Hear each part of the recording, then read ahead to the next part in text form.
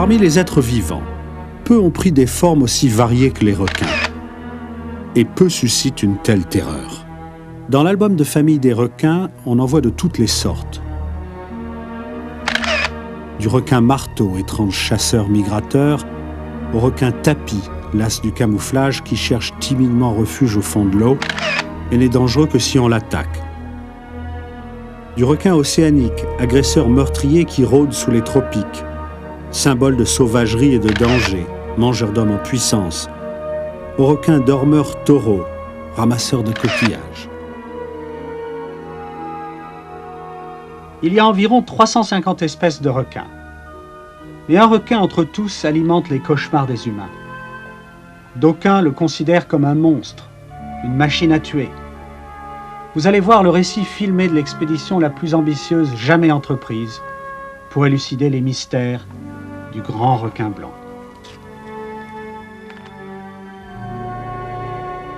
On l'a traité d'animal le plus terrifiant du monde, et nous ne savons presque rien sur lui.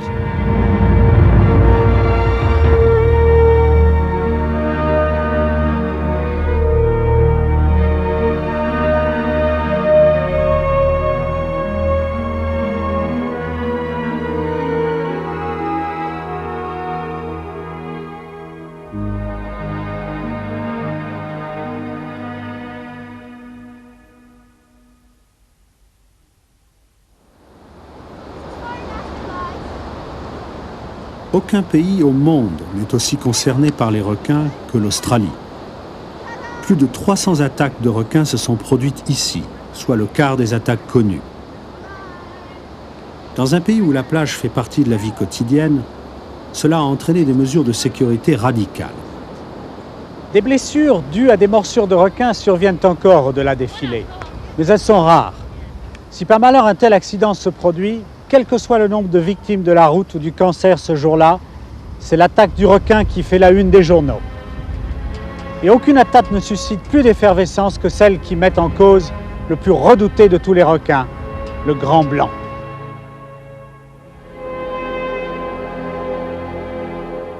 Tu peux ranger les ossières, s'il te plaît, Chaplin. Très bien. Tu ranges les ossières. Intrigués par les légendes associées à ce squale, nous mettons sur pied une mission exceptionnelle. En Australie du Sud, nous plongerons parmi les grands requins blancs pour une enquête qui durera 2 ans. À bord de l'Alcyone, nous mouillons à Port Adélaïde où commence l'approvisionnement.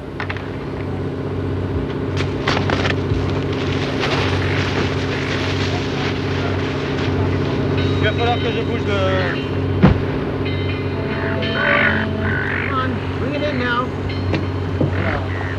Des équipements spéciaux arrivent. Certains assurent une protection face à un animal mal connu. Certains permettront de faire des expériences destinées à dissiper ces mystères. Même notre navire est extraordinaire. L'Alcyone est un bateau à vent, propulsé par turbovoile, bien plus efficace que les voiles classiques. Par un matin d'avril, nous appareillons. Une équipe qui va opérer à l'intérieur À bord du bateau, 12 personnes de 4 nationalités, scientifiques, plongeurs, cinéastes, marins. Au cours de milliers d'heures de plongée, d'observation, de tournage, ils accumuleront davantage d'informations sur les grands blancs qu'aucune expédition antérieure. Avec l'équipe volante de terre qui va rencontrer l'Alcyone et, vers la mi-avril, rencontrer Rodney Fox pour Cap à l'ouest dans l'automne austral. Nous sommes à la recherche d'une des importantes populations de grands blancs qui fréquenteraient les abords d'un groupe d'îles proches d'Adélaïde.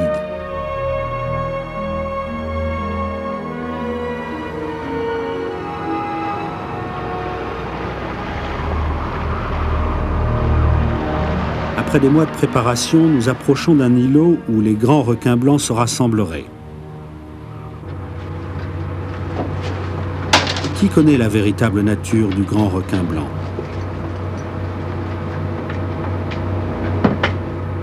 Nos conceptions ont été manipulées par des films de fiction destinés à faire frémir, mais pas nécessairement à informer.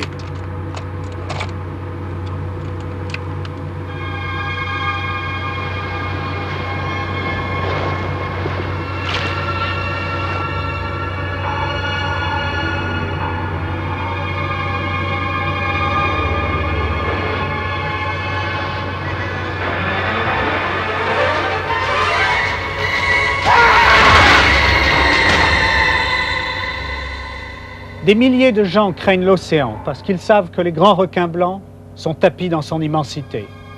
Des films et des livres à succès les ont dépeints comme des monstres cruels aux mâchoires meurtrières, répandant des flots de sang dans l'eau cristalline.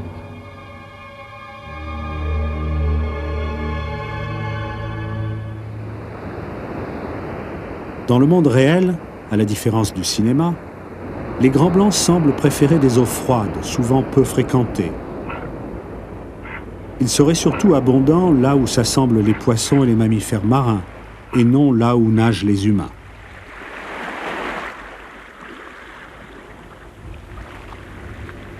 C'est ici même qu'on a filmé les plus célèbres documents montrant les grands requins blancs, près d'une île australienne nommée Dangerous Reef. Peut-être parce que les otaries s'assemblent ici, peut-être pour des raisons inconnues. Les grands requins blancs semblent être attirés par les eaux voisines de cette petite île. Nous sommes venus ici à bord de l'Alcyone, notre bateau avant, pour mieux connaître la nature véritable de ces créatures extraordinaires. En fait, on ne sait presque rien d'eux. Comment repèrent-ils leur proie? Où sont-ils la plupart du temps? Combien sont-ils?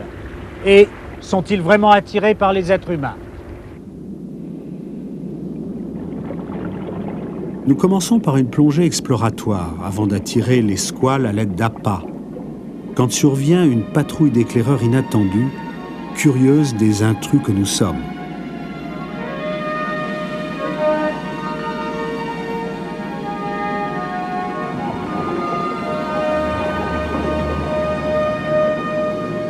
Ici, c'est le royaume du grand requin blanc, où la chasse sans pitié est un mode de vie.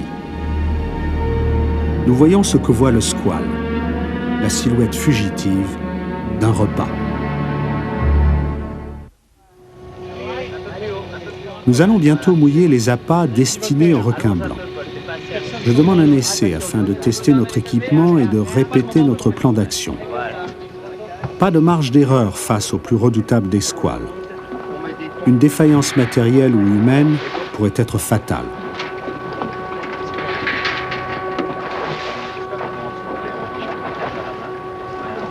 Bon, allez, maintenant tu la tournes encore un peu, Paul. Voilà, hop. Étends maintenant, extension. Des flotteurs fixés à nos cages permettront à l'équipe de refaire surface si une amarre est cassée par la houle ou par un requin excité.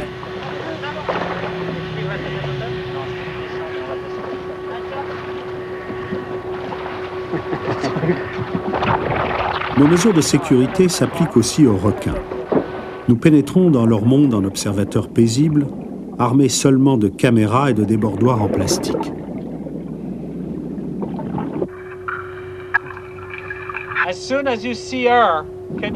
On essaie un nouveau masque équipé de téléphone par sonar pour pouvoir communiquer entre les cages et le pont et enregistrer les observations scientifiques effectuées de près en plongée.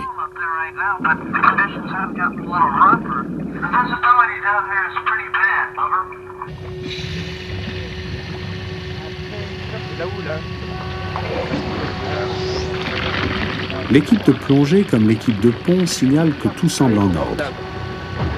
J'attends pourtant l'avis d'un spécialiste chevronné, auteur d'innombrables plongées avec les requins, le chef opérateur Michel Deloire.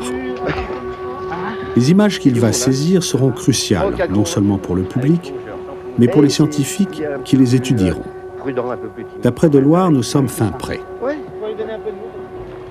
Nous commençons à déverser dans l'eau un brouet de poissons broyés et de sang qui simule la présence d'un animal blessé. Nous préférerions une rencontre plus naturelle, mais les grands blancs se croisent rarement par hasard. Ils sentiront peut-être la promesse d'un repas et des milles à la ronde. Le sang attire d'autres êtres vivants, mais pas de requins. Une longue attente commence.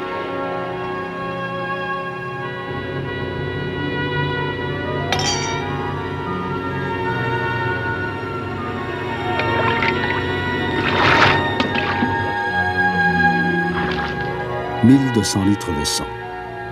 Toujours pas de requin. 6 jours et 6 nuits s'écoulent. La lassitude de l'attente est-elle pire que la puanteur de l'appât qui envahit maintenant le bateau?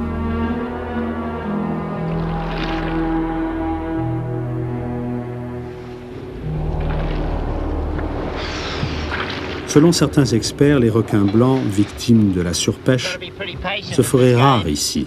C'est l'opinion de Rodney Fox, un Australien qui a une expérience inégalée de ces squales. Il y a presque 30 ans, Rodney pêchait au harpon lorsqu'il a été attaqué férocement par un grand blanc. Sa survie parut miraculeuse, et son histoire figure dans les annales australiennes du requin.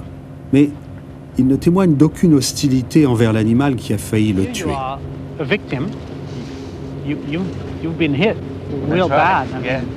J'interroge Rodney. Comment pouvez-vous chercher à protéger les requins, vous qui en avez été victime?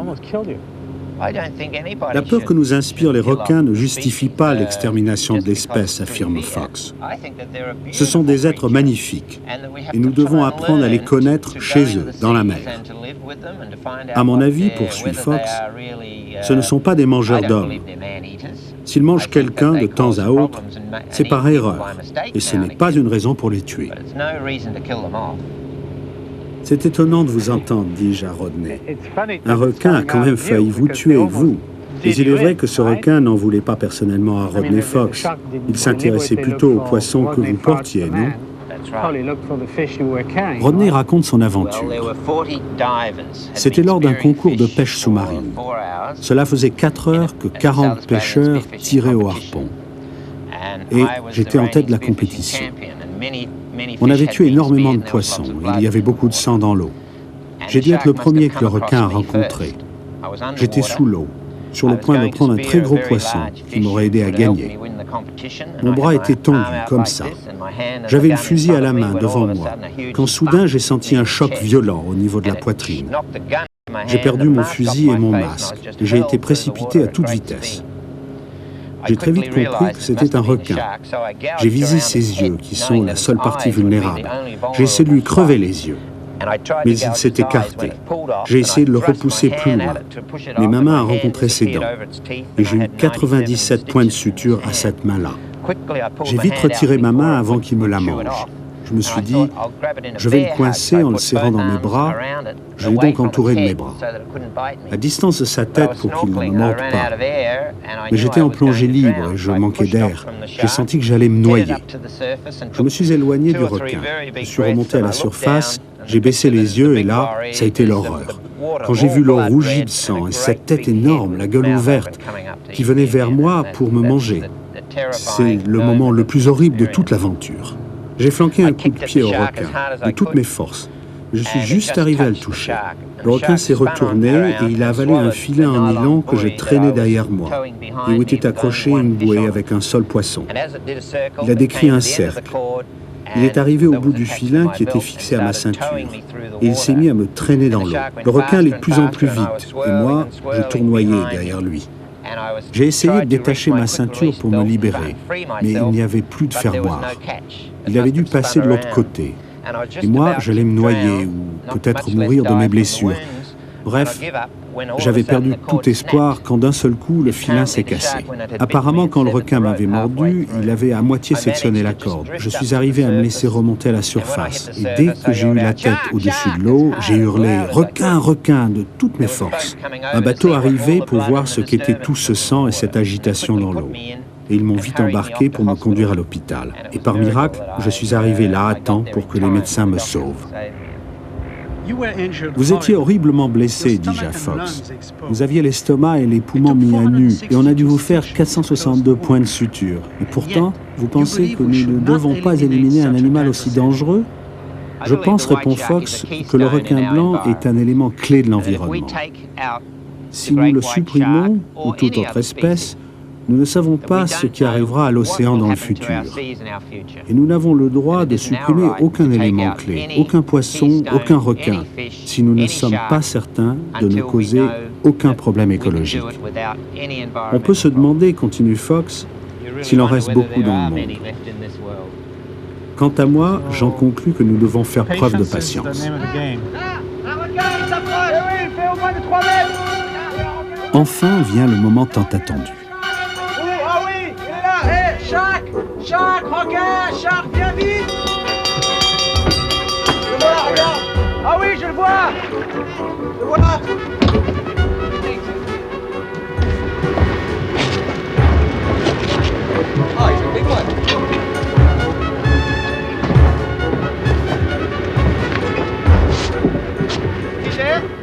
plupart d'entre nous n'ont jamais côtoyé de grands requins blancs. Le spectacle qui nous attend est le plus bouleversant qu'un plongeur puisse voir au long de toute une vie de plongée. On y va. Remonte, là, il remonte. Je vais le voir maintenant, il approche pas le bateau. Il remonte. Je vais le voir maintenant, je vais l'apercevoir. Viens sur l'arrière, viens sur l'arrière.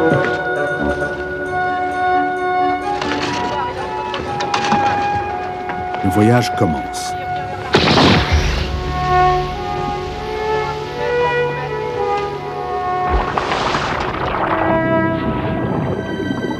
Une descente de quelques mètres seulement, mais pour franchir une frontière qui sépare notre monde du sien.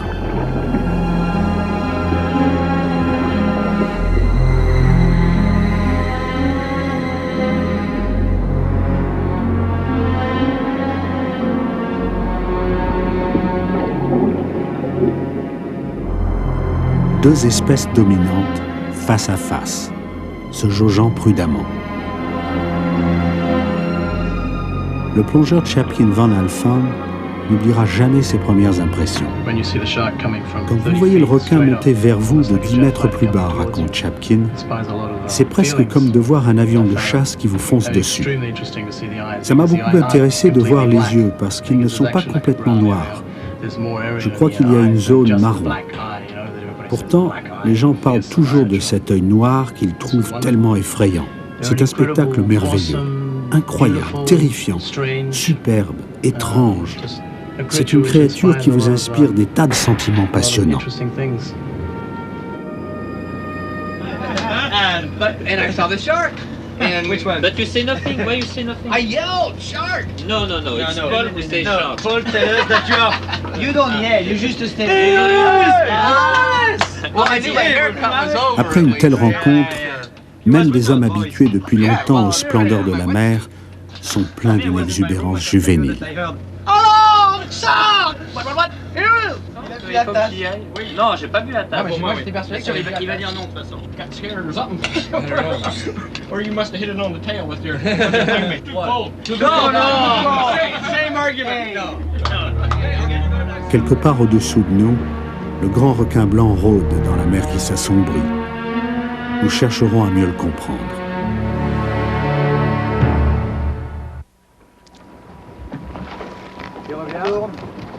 Nous improvisons un équivalent marin de la carotte et du bâton, un thon et un filin. Il s'agit d'inciter les requins à venir assez près pour que nous puissions les marquer. À l'avenir, quand un de ces requins sera repéré ou capturé, ces étiquettes numérotées et codées révéleront l'étendue de leur migration. Les étiquettes seront fixées à la peau coriace du requin par des agrafes indolores.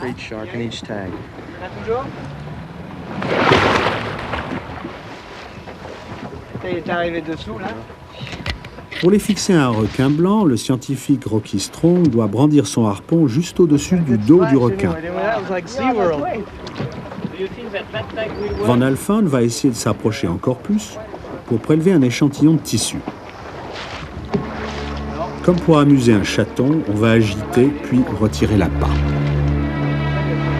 Pour un seigneur de la mer, cette expérience frustrante est sans doute inédite. Peu à peu, le requin s'exaspère.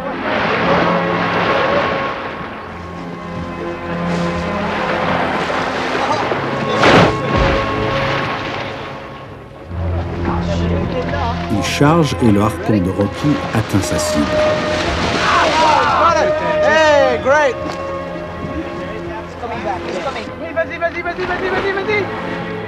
Van Alphen enchaîne aussitôt.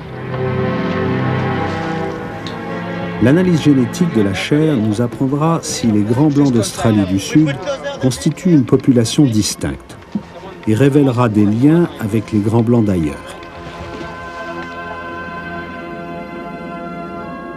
Au fil des semaines et des mois, l'équipe entreprend les premiers marquages sous-marins de requins blancs, renonçant parfois à la sécurité des cages.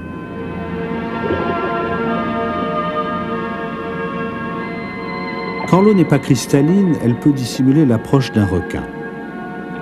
Comme tous les plongeurs, Mark Blessington et Thierry Stern se sont parfois ennuyés en mission.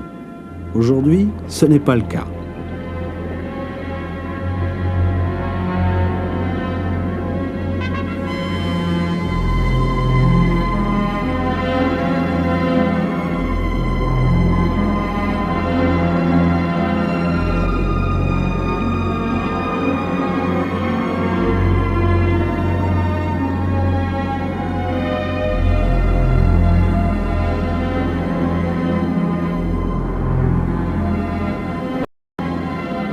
Enfin, quand un requin vient à proximité, Blessington vise juste devant la nageoire dorsale.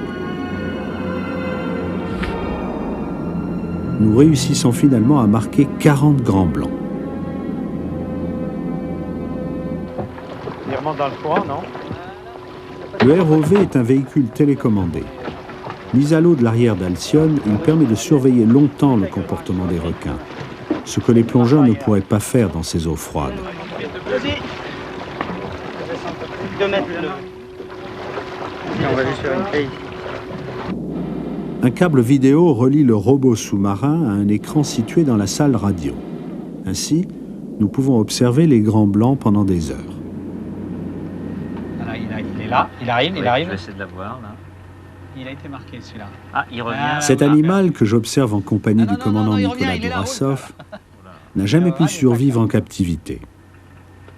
Il n'a guère changé depuis les premiers âges. Pourtant, les données élémentaires n'ont pas encore été élucidées par la science. Voilà, oui. La durée de sa vie, son On n'arrive habitat, pas à la voir, là. Je ses vais mœurs essayer de voir. sédentaires ou nomades, et même ses aliments préférés. C'est la C'est un première fois seul qu'on qui a l'a été aussi marqué, fait, là. je pense, oui. Là, vous revenez vers la cage, non? Il y a toujours ces poissons qui sont en train de... L'illustre prédateur est exposé aux stimuli d'un appât et de sang. Son excitation va-t-elle le pousser à attaquer la première chose qu'il aperçoit en surface ?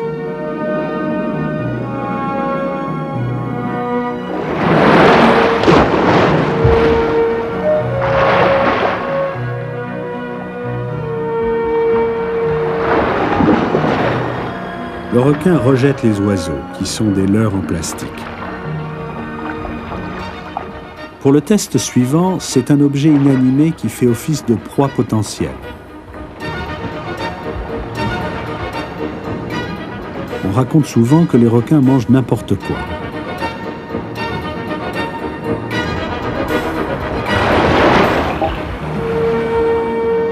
Le requin blanc est loin de dévorer sans faire de tri, même dans les eaux saturées de sang. Comme les canards en plastique, une boîte en carton ne s'avère pas réellement alléchante. En songeant à nos expériences, une nouvelle question m'intrigue. Est-ce qu'un grand requin blanc en pleine frénésie pourrait attaquer un de ses congénères? Pour essayer de le savoir, avec l'aide d'Eddie Paul, technicien en effets spéciaux, nous allons fabriquer un faux requin blanc à Los Angeles pendant une interruption de l'expédition.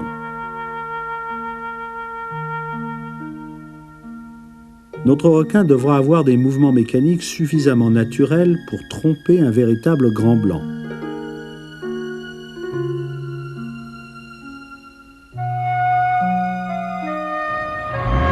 Après des semaines de fabrication, notre imposteur est accueilli en Australie du Sud par un équipage éberlué. La bête mesure 3 mètres de long. Elle est aussitôt baptisée Allison. Allez, go.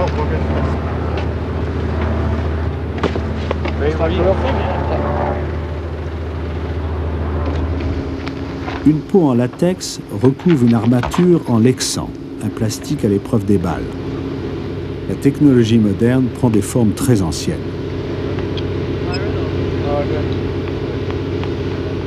Fourni par un cordon ombilical, de l'air comprimé actionne les mécanismes pneumatiques de la queue.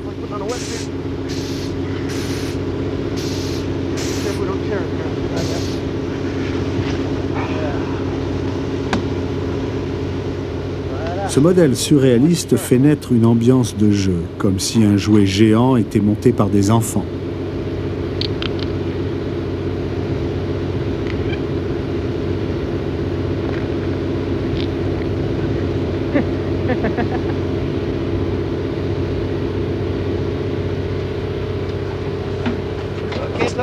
get it? Cérémonieusement, on fait découvrir à Allison son nouveau domaine.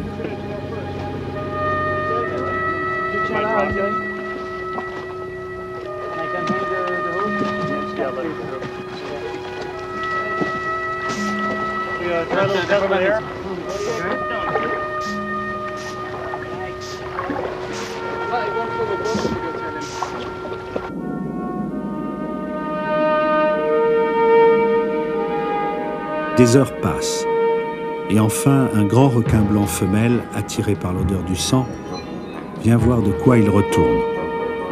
Elle mesure 5 mètres de long, un tiers de plus que le modèle.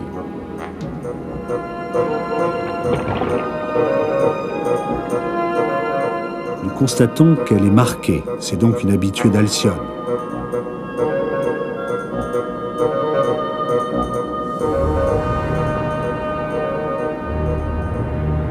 D'abord réticente, elle décrit des cercles et ne se montre nullement agressive. On décide enfin de faire sortir du sang directement du cordon ombilical du modèle.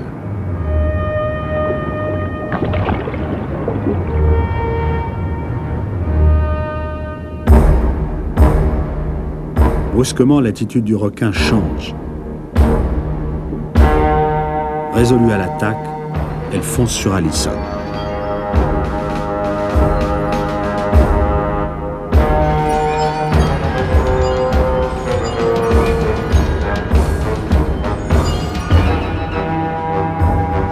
Elle a l'air perplexe. Ses sens lui faisaient espérer de la chair et le goût du latex la surprend. Mais après s'être éloignée 5 minutes, elle attaque de nouveau.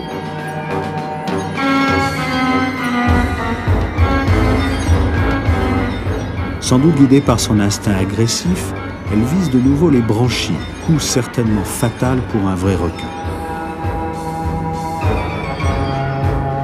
La violence s'intensifie à chaque attaque sans riposte. Nous en observons 5 en une demi-heure.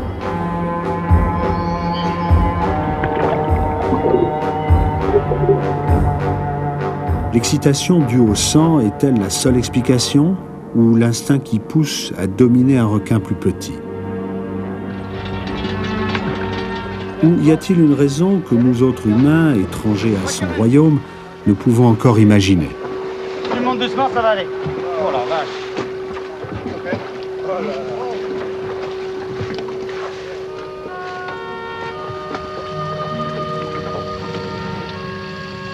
Allison est de retour, mais en lambeaux. Nous avons là une preuve effrayante de la puissance du grand blanc, capable de broyer ce qu'il prend pour un ennemi ou pour une proie. Des trous béants révèlent des viscères mécaniques fracassés, des côtes en plastique prétendues indestructibles, brisées comme des allumettes. Comme cela se produit souvent, l'expérience ne soulève en fait que de nouvelles questions. Nous nous demandons ce qui a pu motiver une attaque aussi impitoyable, et recueillons des fragments comme souvenirs à emporter chez soi. À l'occasion, l'art va supplanter la science sur Alcyone. Nous avons la visite du dessinateur Dominique Serafini qui travaille à un de nos albums. Pour croquer les requins blancs sur le vif, il emporte sous l'eau son crayon et sa tablette à dessin.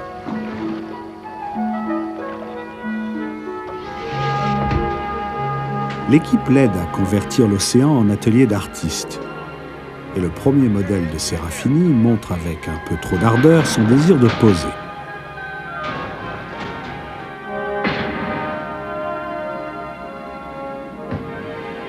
Il paraît qu'un authentique artiste doit tout risquer pour son art.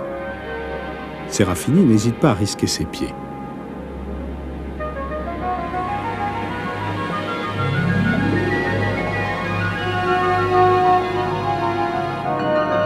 Dans ce monde gouverné par la faim, les rôles s'inversent. L'artiste est examiné de près par son sujet.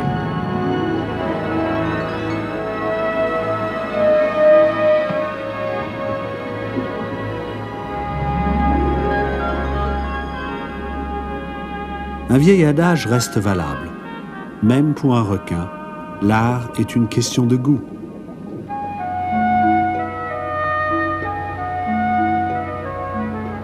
Ces lecteurs croiront peut-être que Serafini a travaillé d'après les photos, sans jamais quitter sa mansarde parisienne.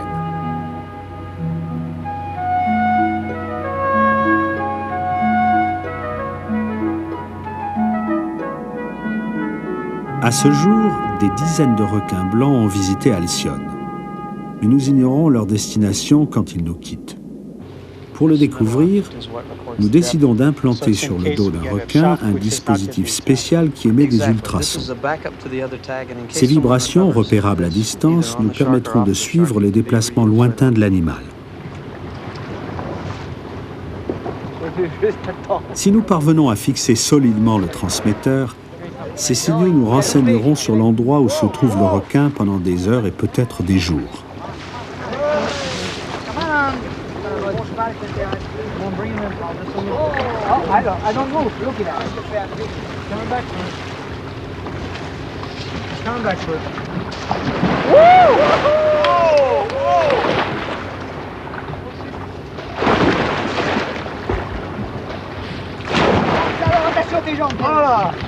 Juste devant toi là. Regarde, là, là. Mais oui, regarde.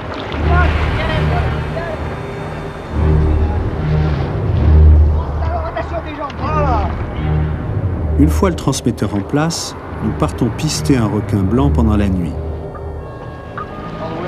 Tu peux ralentir, Patrick, s'il te plaît?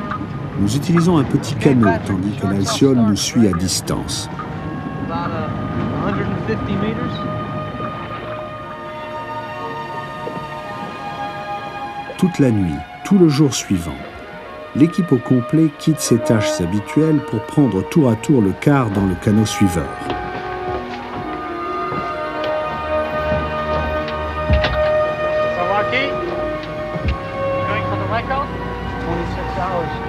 La poursuite couvre des dizaines de milles, mais au bout de 26 heures, le transmetteur se détache du dos du requin.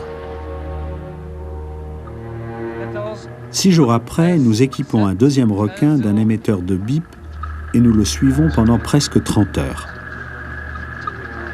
Tu peux dire sur la profondeur, s'il te plaît? Nous continuons à noter tous les quarts d'heure, position et profondeur de l'animal, le suivant à la trace dans ce terrain de chasse à 3 dimensions, la mer. Nos conceptions subissent une singulière évolution. À pouvoir constamment situer un grand requin blanc, à suivre sa perpétuelle errance, nous commençons à imaginer son destin solitaire. Soudain, le grand blanc ne semble plus ni cruel ni invincible. C'est un animal comme un autre qui a bien du mal à survivre dans un monde hostile.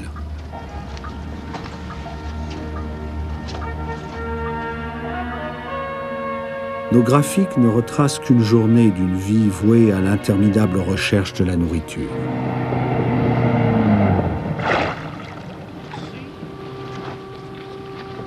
Nos 2 grands blancs semblent séjourner plus bas et voyager plus lentement la nuit. Leur vitesse moyenne est d'environ 2 nœuds.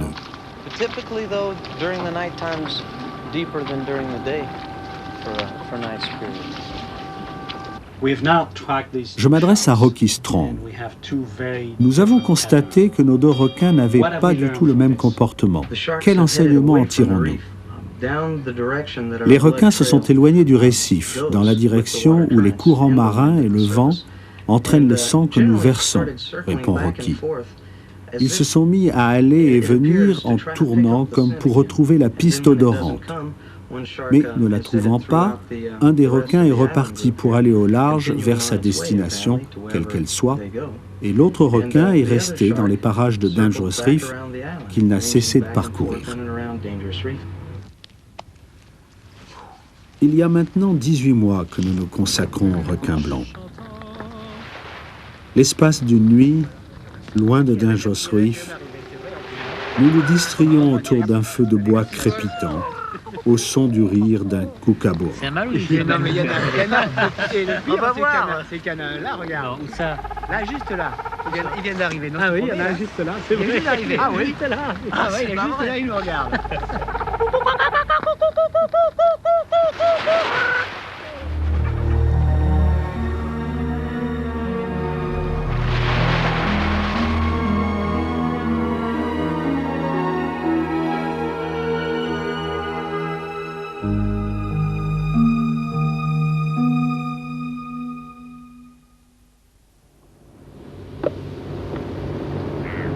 Nous accueillons à bord une amie de longue date, Valérie Taylor, une plongeuse d'élite qui a passé des années à photographier les requins blancs. Aujourd'hui, elle vient voir notre équipe installer une cage en plastique transparent, dispositif sur lequel nous comptons pour mieux connaître un être que Valérie considère comme un grand incompris.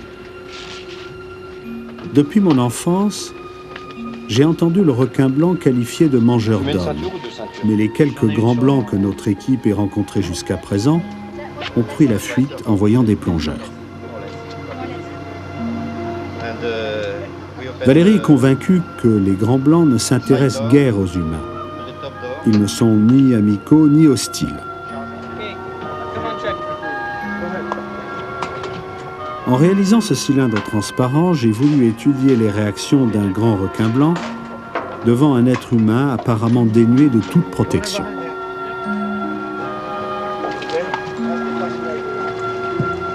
Tout au long du jour, la cage en acier servira de base d'observation. Deloire, Stern et moi prenons le premier tour de garde.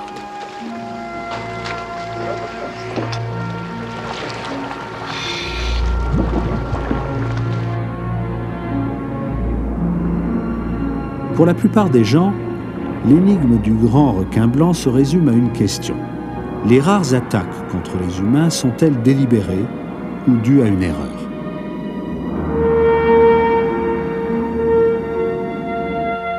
Chargerait-il un homme dont le bouclier est presque invisible dans l'eau ? Le chef plongeur Steve Harrington sera notre appât humain. Sa mission sera terrible pour ses nerfs. Puisqu'on ne peut entrer que par une écoutille placée au sommet du tube, haut de 3 mètres, il doit attendre que le cylindre soit mis en place, puis plonger à 2 mètres sous l'eau pour y pénétrer.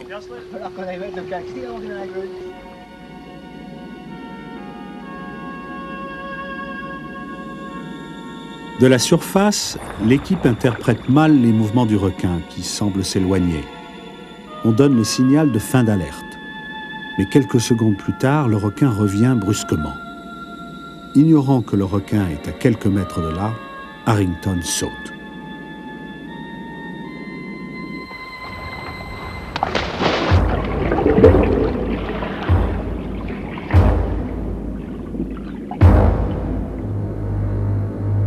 Il y a de quoi frissonner. Harrington racontera. Quand on est là-dedans, c'est comme si on avait un simple masque de plongée. Dans une cage en acier, le métal donne un sentiment de sécurité. Mais dans cette cage transparente, on n'a pas la même impression visuelle. Inconsciemment, on n'est pas convaincu d'être à l'abri. Quand un grand blanc vous dévisage de l'autre côté, ça fait froid dans le dos. Ce qui se déroule dans le cerveau d'un tel être, nous n'en saurons jamais rien. Même en présence d'appât et de sang, le grand blanc ne semble pas agir sous l'effet d'une rage brutale. Il paraît perplexe. Il n'attaque pas, il inspecte. Il donne l'impression d'un animal prudent qui essaie de comprendre des phénomènes qui ne lui sont pas familiers.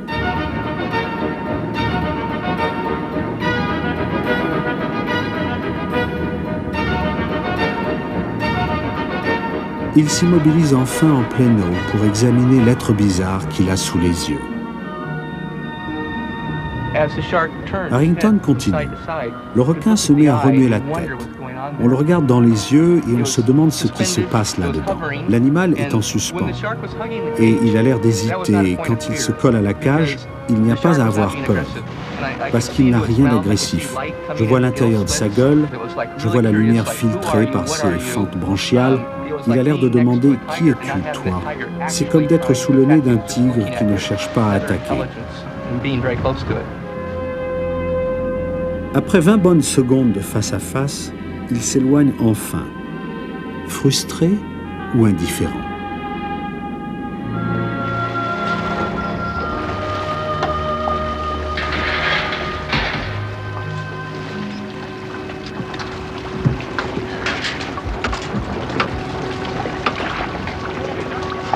Nos rencontres sous-marines ont apporté plus de questions que de réponses. C'est parfait. Ah oui.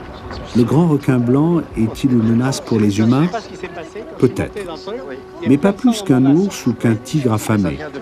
Et ces êtres-là, nous avons fini par les admirer et les protéger. En 2 années à bord de l'Alcyone, nous observons 67 grands blancs. Nous en marquons 40 et nous accumulons des données et des films d'une grande valeur scientifique.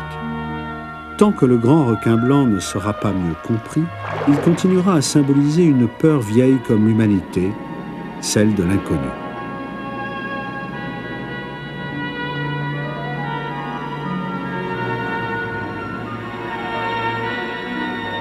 Certains sont prêts à exterminer les requins blancs pour que l'homme soit en sécurité dans la mer.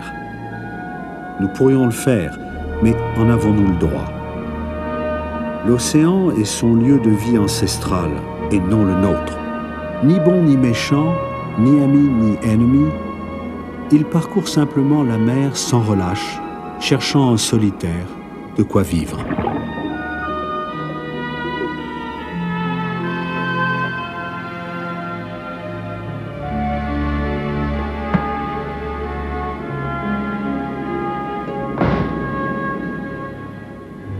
Les effectifs de grands blancs diminuent peut-être déjà dans certaines zones en raison de la chasse aux trophées et des prises accidentelles dans les filets de pêche. Un jour, peut-être, il n'y aura plus de grands blancs. La disparition d'un prédateur aussi essentiel aurait des conséquences imprévisibles sur les océans. Et nous y perdrions un être dont la splendeur et la redoutable puissance exaltent la vie même de la mer. Mystérieux, le grand requin blanc n'est pas un monstre. Qu'il nous inspire de la crainte ou de l'admiration, il ne doit pas s'évanouir à jamais dans les ombres du passé.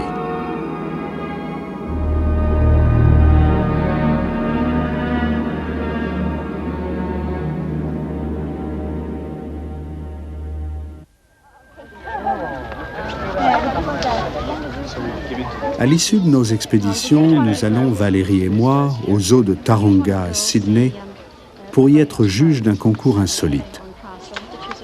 Les enfants du pays ont passé des semaines à étudier les requins, avant de revêtir l'apparence de leur espèce préférée.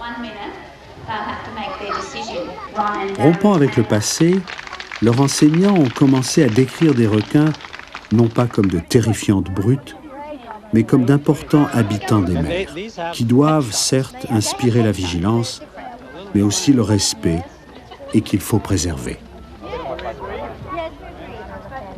Nous sommes d'accord, Valérie et moi, pour décerner le prix au requin bleu. Ces dessins d'enfants évoquent pour moi tout le génie de l'humanité. Je pense à un vieux dicton. Conquérir la peur, c'est le commencement de la sagesse. Pour nous libérer de nos craintes, il ne faut pas éliminer les requins, il faut les comprendre. Et même le plus puissant de tous, le grand requin blanc, seigneur solitaire de la mer.